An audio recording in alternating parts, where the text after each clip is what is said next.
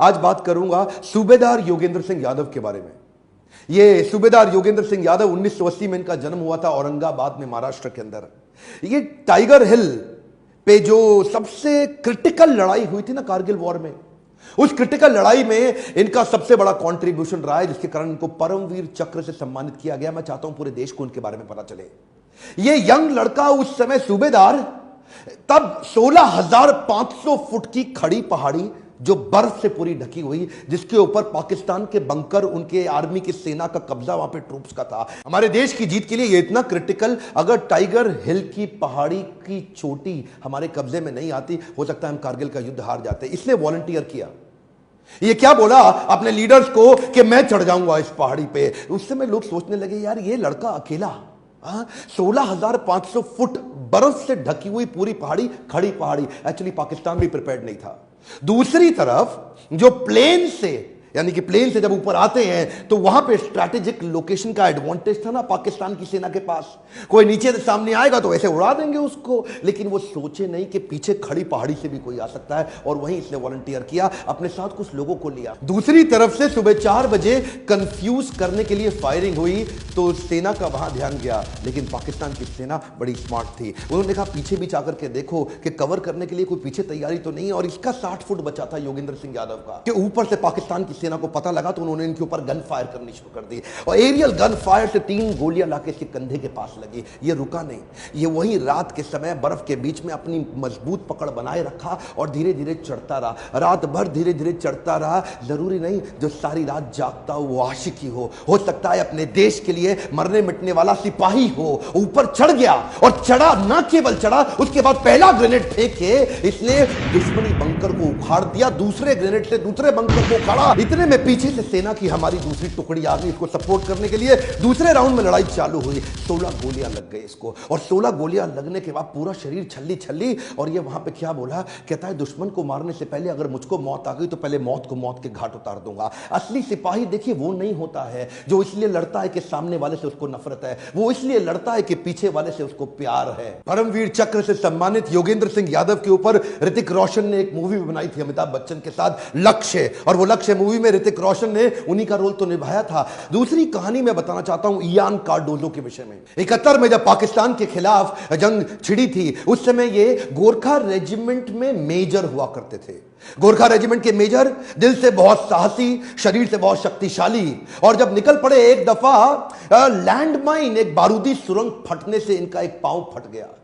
और पांव जब फटा तो उस समय इमरजेंसी में कोई मेडिकल सुविधा थी नहीं वहां पे, और मेडिकल सुविधा ना होने पे लोगों ने पूछा अब क्या करें क्या करें क्या। इन्होंने अपनी खुकरी उठाई, वो जो गोरखा रेजिमेंट की गोरखाओं की खुकरी होती है, उसे उठा करके अपना पांव अपने हाथ से खुद ही काट डाला। जो जूनियर डॉक्टर थे वो पांव नहीं काट पा रहे थे, ऑपरेट नहीं कर पा रहे थे, इन्होंने खुद काट डाला। जनरल मानिक शॉ क्या कहते हैं, कहते हैं अगर तुझे मौत से डर नहीं लगता ना तो या तो तू झूठ बोल रहा है या तू गोरखा है। गोरखाओं के बारे में आज देश जानता है कि वो उनमें कितना करेज, कितना साहस। इनका पांव फट गया, बहरहाल बाद में इनको मेडिकल ट्रीटमेंट पे लकड़ी का पांव लगाया गया। तभी आर्मी के सीनियर ऑफिसर्स ने बोला अब आपको प्रमोट नहीं किया जा सकता क्योंकि अब आप विकलांग हो चुके हैं, अब आप डिसेबल्ड हैं, अब आपका एक पांव नहीं है। लेकिन इयान कार्डोजो कहां रुकने वाले थे, वो किसकी सुनने वाले थे। लकड़ी का पांव लेकर के अपनी फिटनेस को बिल्ड करने में लग गए, और बोले कि जिसके पांव है ना दोनों, उसके साथ मेरी रेस लगवा दो, मैं उसको हरा दूंगा। और वही हुआ। वो लकड़ी का एक पांव लेकर के इतना तेज भागते कि जो बिल्कुल मेडिकली फिट है उसको भी पछाड़ देते।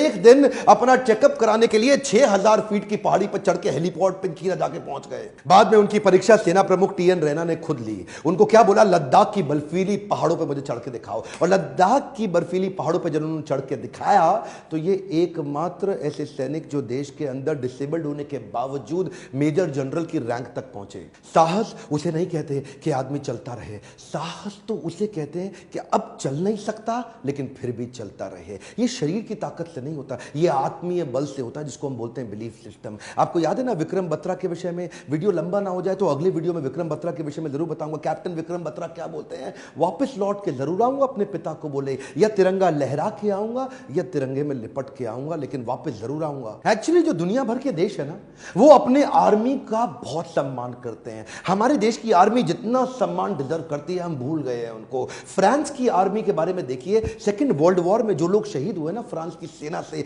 ये लोग क्या करते हैं, 11वें महीने की 11 तारीख को सुबह 11:11 पे ये लोग क्या करते हैं, खड़े हो जाते हैं मौन में उन सबको याद करने के लिए जो शहीद हो गए। यानी कि पूरा देश उस शहीदी दिवस को बड़े दिल से मनाता है। कोरिया में जाइए ना, नॉर्थ कोरिया में, नॉर्थ कोरिया का जो तानाशाह है उसने 65 लाख लोगों को आर्मी की ट्रेनिंग दी अपने देश में। 10 लाख लोग एक्टिव हैं आर्मी में, लेकिन 55 लाख लोग रिजर्व, अपना काम धंधा कर रहे हैं लेकिन आर्मी के लिए रिजर्व है, जिस दिन जरूरत पड़े आ जाएं। इसे कहते हैं आर्मी की रिस्पेक्ट। आप अमेरिका में जाइए, अमेरिका में अडॉप्ट अ ग्रेव का सिस्टम उन्होंने चालू किया है कि जो भी जितने भी लोगों को जो शहीद है ना अमेरिकन सोल्जर्स, उनकी ग्रेव को अडॉप्ट करने का सिस्टम बनाया कि एक आदमी एक ग्रेव को अडॉप्ट करेगा ताकि जीवन भर उसका सम्मान किया जा सके, रिस्पेक्ट किया जा सके। हमारे देश में क्या हो रहा है, हमारे देश के जो राजनेता है ना, पॉलिटिकल पार्टी, पॉलिटिकल लीडर्स, उनके स्मारक तो बनाए जा रहे हैं बड़े बड़े वीआईपी। मिलिट्री लीडर के स्मारक को कोई पूछता ही नहीं, और बनता भी है तो किसी गांव के अंदर ऐसे कोने में कहीं बनता है जहां पे जाके पशु पक्षी वहां पे मल मूत्र त्यागते, कोई इस पर ध्यान नहीं देता।